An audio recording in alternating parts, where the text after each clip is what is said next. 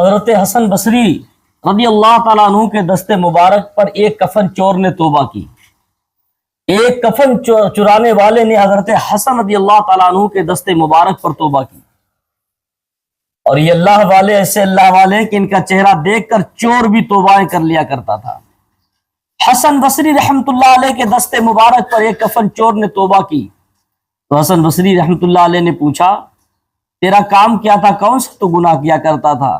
تو اس نے کہا حضور میں کفن چراتا تھا، اس کفن کی چوری سے ہمارے گھر کا چولہا جلتا تھا.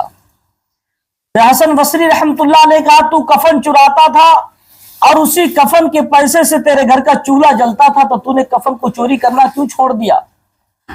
کون سی ایسی وجہ بنی جس کی بنیاد پر نے اپنا جو دھندا کفن چوری والا تھا کیوں چھوڑ دیا؟ کیوں نے توبہ کی؟ اس کی وجہ کیا ہے؟ تو وہ چور کی آنکھیں اشکبار ہو گئی. اس نے کہا حضور واقعہ بہت خطرناک ہے، منظر بڑا عجیب و غریب ہے.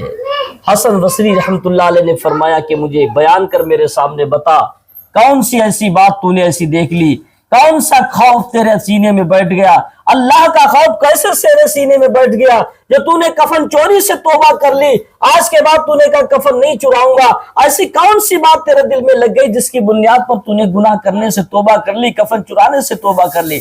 آج تک تو کفن کو چرا کر تو اپنے گھر کا چولہا جلاتا تھا، اپنے بچوں کا پیٹ پالتا تھا، ایسی کون سی بات تو نے دیکھ لی جس کی بنیاد پر تو نے چوری کرنے سے اپنے منہ کو پھیر لیا؟ تو اس کفن چور نے کہا حضور میں نے بہت عجیب و غریب واقعہ دیکھا ہے، میں نے ایسے حالات قبر کے دیکھے، قبرستان کے ایسے حالات منظر دیکھے ہیں کہ آج کی رات میں نے وہ منظر دیکھے جس کو دیکھنے کے بعد میں تو کیا دنیا کا اگر کتنا ظالم انسان بھی دیکھ لیتا تو وہ بھی گناہوں سے توبہ کر لیتا.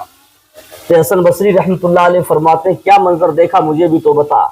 تو وہ کفن چوری کرنے والا کہتا ہے حسن بصری رحمت اللہ علیہ آج کی رات میں قبرستان میں کفن چرانے کی غرض سے گیا.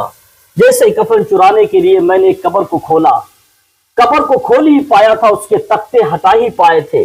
جیسے اس کے تختے کو ہٹایا تو کیا دیکھا؟ ایک کالا سیاہ مردہ کھڑا ہوا ہے، ایک بالکل کالا سیاہ مردہ کھڑا ہوا ہے، بالکل برہنا کالا سیاہ جسم، اس کا پورا بدن کالا بالکل برہنا کھڑا ہوا. اس کی آنکھیں پھٹی ہوئی اور رو رو کے کہتا ہے کہ مجھے پانی پلا دو.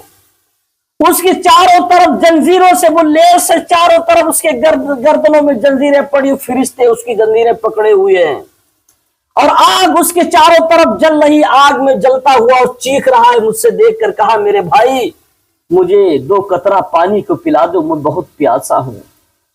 وہ نوجوان کہتا حسن بصری میں نے جب اس مردے کی یہ پریشانی دیکھی، اس نے مجھے دیکھ کر چیخ چیخ کر رو رو کر کہا کہ مجھے 2 قطرہ پانی پلا دو. فرشتوں نے کہا نہیں، 2 قطرہ کیا، اسے پانی کا 1 قطرہ بھی لا کر مت دینا. وہ کفن چور کہتا ہے میں نے اس مردے کے منظر، اس کے حالات کو دیکھا کہ چاروں طرف قبر میں آگ اس کے جل رہی اور آگ کی زنجیریں اس کے چاروں طرف بندھی ہوئی ہیں، فرشتے ان زنجیروں کو پکڑے ہوئے ہیں. کالا برہنا مردہ بہت جل رہا، تڑپ رہا اور مجھے چیخ چیخ کے کہہ رہا کہ مجھے 2 قطرہ پانی پلا دو. فرشتوں نے کہا کہ نہیں، اس کو 2 قطرہ کیا 1 قطرہ بھی پانی لا کر مت دینا. تو کفن چور کہتا حضور، حسن بصری سے کہتا حضور میں نے اس قبر کے منظر کو دیکھ کر میرے رونگٹے کھڑے ہو گئے.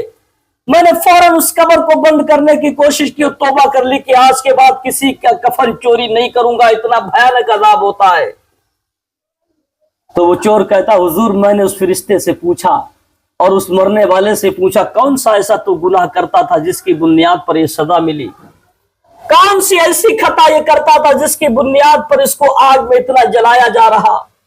کون سی ایسی خطا کرتا تھا جس کی بنیاد پر اس کے گلے میں آگ کی جنزیروں کو ڈال دیا گیا؟